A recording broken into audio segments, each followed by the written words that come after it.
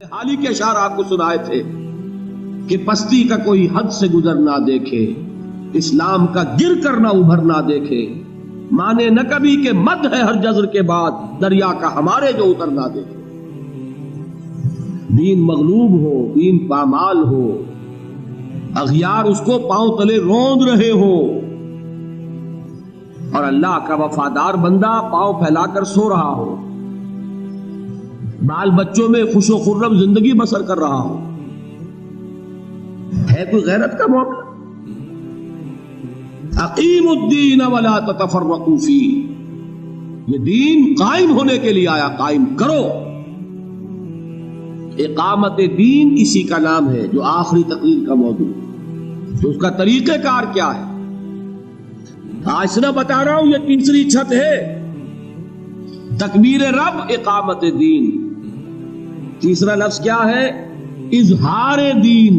اظہار کے لفظی معنی کیا ہے؟ غلبہ، دین کو غالب کرنا۔ هو الذی ارسل رسولہ بالہدی ودین الحق لیظہرہ علی الدین کلہ ولو کرہ المشرکون۔ سورہ صف میں بھی آیت آئی، سورہ توبہ میں بھی آئی، سورہ فتح میں آئی ہے، آخری ٹکڑا مختلف ہے، وکفا باللہ شہیدا، باقی پوری آیت میں ہے۔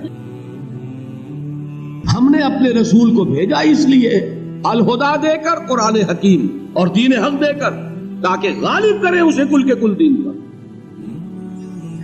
سمجھی بات؟ اظہار دین کے کیا معنی؟ دین اللہ کا غالب ہو جائے پورے نظام زندگی پر، کوئی حصہ زندگی کا خالی نہ رہے۔ چوتھی اصطلاح یہ سورہ بقرہ میں آئی ہے اور سورہ انفال میں۔ سورہ انفال میں زیادہ پرسکو الفاظ ہیں، وَقَاتِلُوهُمْ حَتَّى لَا تَكُونَ فِتْنَةٌ وَيَكُونَ الدِّينُ كُلُّهُ لِلَّهِ۔ اے مسلمانوں، جنگ کرو اللہ کے دشمنوں سے یہاں تک کہ فتنہ اور فساد فروغ ہو جائے اور دین کل کا کل صرف اللہ کے لیے ہو۔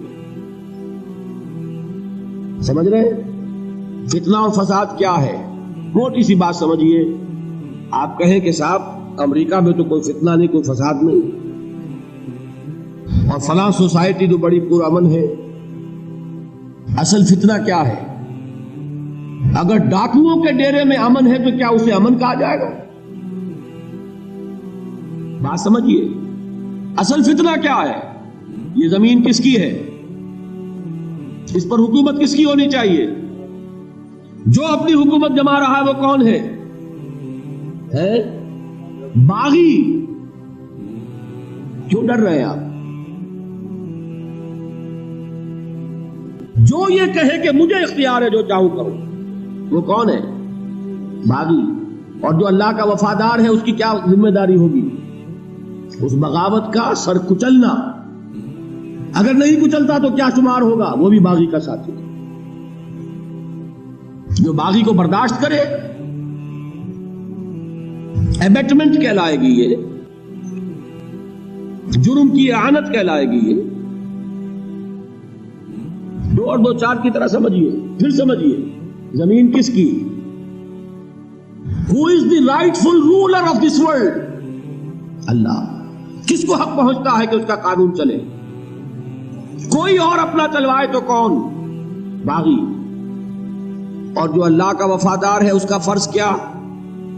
اس باغی سے نبرد آزمائی، اس کا سر کچلنا اور اللہ کے دین کو، اللہ کی حکومت کو قائم کرنا۔ وَقَاتِلُوهُمْ حَتَّى لَا تَكُونَ فِتْنَةٌ وَيَكُونَ الدِّينُ كُلُّهُ لِلَّهِ۔ جنگ کرو ان سے یہاں تک کہ بغاوت، فتنہ، فساد ختم ہو جائے، قلع قبا ہو جائے، اور دین کل کا کل اللہ کے لیے۔ دیکھیے، اگر کوئی ایک شخص بیٹھا ہے کہ میرا اختیار ہے جو چاہوں کروں، وہ کون ہوگا؟ وہ فرعون ہے، نمرود ہے۔ تمام انسان مل کر کہے ہماری مرضی ہے جو چاہے کرے، آپ اس کو نیلم پری کہتے ہیں، تو سمجھتا ہے یہ آزادی کی ہے نیلم پری، جمہوریت، پوری دنیا کی محبوبہ۔ اسلام کی نگاہ میں یہ بھی بغاوت۔ فرق کیا ہے؟ 2 ٹن گندگی تھی، کوئی ایک سر پر تھی، وہ سب میں تقسیم کر دی گئی، گندگی تو گندگی رہے گی۔ غیر اللہ کی حاکمیت کا اصول یہ ہے بغاوت. حاکم کو ان الحکم الا للہ، سروری زیبا فقط اس ذات بے ہمتا کو ہے، حکمراں ہے ایک وہی، باقی متانے آزری. اللہ کے دین کو قیام کہہ لیں، اللہ کی بڑائی کا نظام کہہ لیں، دین کا غلبہ کہہ لیں، کل دین اللہ ہی کے لیے ہو جائے. اصطلاحات 4 ہیں، مفہوم 1 ہے. 5ویں اصطلاح حدیث میں آتی ہے. حضور سے پوچھا گیا، حضور کوئی جنگ کرتا ہے مال غنیمت کی خواہش میں، کوئی جنگ کرتا ہے اپنی بہادری کے مظاہرے کے لیے، کوئی جنگ کرتا ہے کسی قبائلی یا قومی عصبیت میں. اس کی مثال تھوڑی سی سمجھا دوں. پہلی 2 باتیں تو واضح ہیں. فرض کیجئے کوئی شخص ہے جا تو رہا ہے حضور کے ساتھ ہی کسی غزوے کے لیے، اپنے دل میں نیت جو ہے وہ مال غنیمت کی ہے. نیت تو انڈیویجول ہوتی ہے نا. کوئی شخص جا رہا ہے جنگ کے لیے، اپنے دل میں نیت صرف اپنی بہادری کا ذرا جوہر دکھانا ہے. اور کوئی شخص جا رہا ہے، یہ حمیت سے مراد کیا ہے کہ جو حضور کسی خاص قبیلے کے خلاف فوج کشی کر رہے ہیں، اس قبیلے سے آپ کی کوئی پرانی دشمنی ہے، اب آپ کے دل میں یہ ہے کہ اب موقع ملے گا دشمنی نکالنے کا. یہ آپ کی جنگ جو ہوگی یہ اپنی حمیت میں ہوگی. سمجھ گئے بات کو؟ قومی حمیت، قبائلی حمیت. تو سوال کیا تھا کہ حضور ان میں سے مجاہد فی سبیل اللہ کون ہے؟ آپ نے فرمایا ان میں سے کوئی مجاہد فی سبیل اللہ نہیں ہے. مجاہد فی سبیل اللہ صرف وہ شخص ہے جو جنگ کرتا ہے صرف اس لیے لتکون کلمۃ اللہ ہی العلیٰ، کہ اللہ کی بات سب سے اونچی ہو جائے. اللہ کی بات کا اونچا ہو جانا، اسی کو آپ کہتے ہیں بول بالا کرنا. اللہ کا بول بالا کرنا، بات ایک ہی ہے. تو تکبیر رب کہہ لے، اقامت دین کہہ لے، اظہار و دین الحق علی الدین کلہ کہہ لے، لتکون کلمۃ اللہ ہی العلیٰ کہہ لے، ویکون الدین کلہ للہ کہہ لے. مفہوم ایک ہی ہے، یہ بلند ترین چوٹی ہے دین کی. ان 2 میں ایک نسبت ہے، اس کو میں مثال سے واضح کر دوں. دیکھیے، ایک ہوتی ہے بیل، وہ زمین ہی پر پھیلتی ہے. کدو کی بیل، خربوزے کی بیل، ککڑی کی بیل کتنی پھیلے گی زمین پر، اوپر تو نہیں اٹھے گی نا. بیگوں میں پھیل جائے رہے گی زمین پر. ایک ہے وہ درخت جاتا ہے سیدھا اوپر. سمجھ رہے؟ اسی طریقے سے تبلیغ بھی 2 طرح کی ہے. ایک ہے خالص مذہبی تبلیغ، ایک ہے انقلابی تبلیغ. مذہبی تبلیغ کیا ہے؟ صرف عقیدہ پھیلا رہے ہیں، عبادات پھیلا رہے ہیں، نظام قائم کرنے کا خیال نہیں ہے. انقلابی تبلیغ کیا ہے؟ نظام کو بدلنا ہے. مذہبی تبلیغ کی سب سے بڑی مثال عیسائیت کی تبلیغ. انہیں کچھ اور کرنا ہے سوائے اس کے کہ عقیدہ ڈوگما ہے وہ پھیلا رہے ہیں، اور کچھ کرنا ہی نہیں. ان کے ہاں شریعت ہی ساقط کر دی تھی سینٹ پال نے. شریعت ہی نہیں، قانون ہی نہیں، نظام کہاں ہوگا جب قانون ہے نہیں؟ نافذ کسے کریں گے؟